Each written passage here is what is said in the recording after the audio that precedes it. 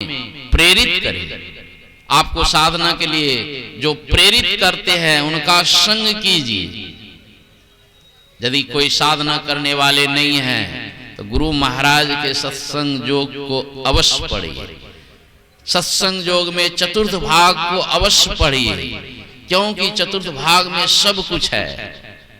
ब्रह्मलीन संत साई स्वामी जी महाराज मौज में आकर के ध्यान साधना शिविर में एक बार जो है सभी साधकों को ध्यान कक्ष में शब्द साधना की दीक्षा देने के लिए तैयार हो। आम लोगों जब दीक्षा देने के लिए तैयार हुए तो मुझे कहते हैं कि सत्संग योग लेते आइए। मैं सत्संग योग लेकर के ध्यान कक्ष में पहुंचा और उसी में से जो है कहा कि यहां से यहां तक पढ़ करके सुनाइए। सभी साधकों को मैंने पढ़ करके सुना दिया और पूज्य बाबा जो है उसमें से कुछ समझा दिए। शब्द साधना की दीक्षा हो गई। समझ रहे हैं कुछ बात? जो मानस जप को समझना चाहते हैं, मानस ध्यान को समझना चाहते हैं, दृष्टि साधन की क्रिया को समझना चाहते हैं और शब्द की साधना करने की भी जिनको योग्यता है, आपको संसार में कोई नहीं मिले तो सत्संग योग आप अवश्य पढ़िए, चतुर्थ भाग अवश्य पढ़िए। दीक्षा में जो भी गड़बड़ी है सबकी सुधार आपके अंदर में हो जाएगी।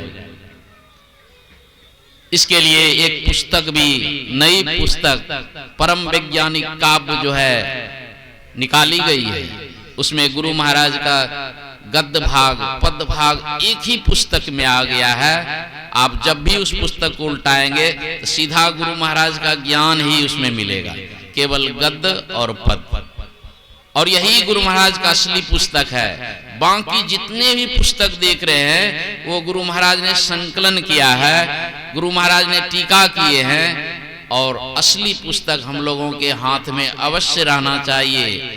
यही आप सबों से विनती है। साधना में आगे बढ़ने के लिए सत्संग योग चतुर्थ भाग आप जरूर नित्य नियमित रूप से पढ़ें।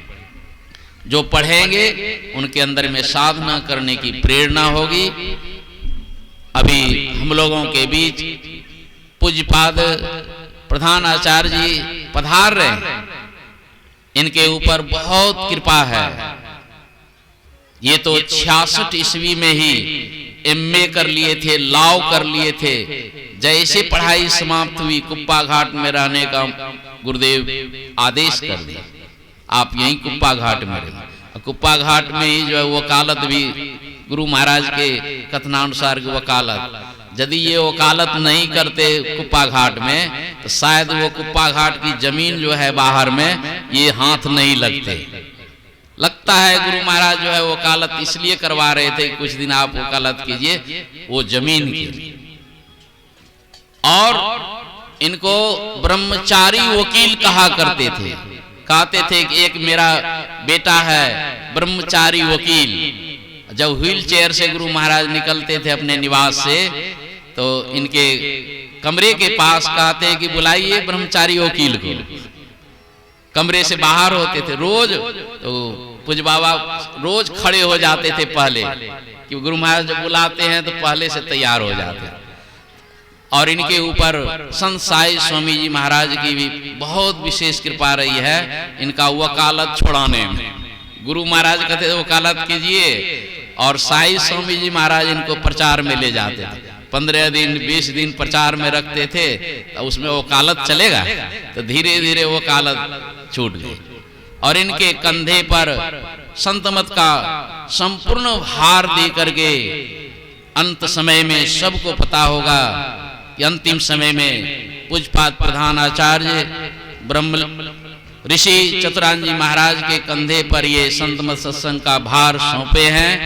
और हम लोगों का कर्तव्य है कि सब मिल करके गुरु महाराज के ज्ञान का प्रचार जन जन में फैलावें। बोलिए श्री सद्गुरु महाराज की जय।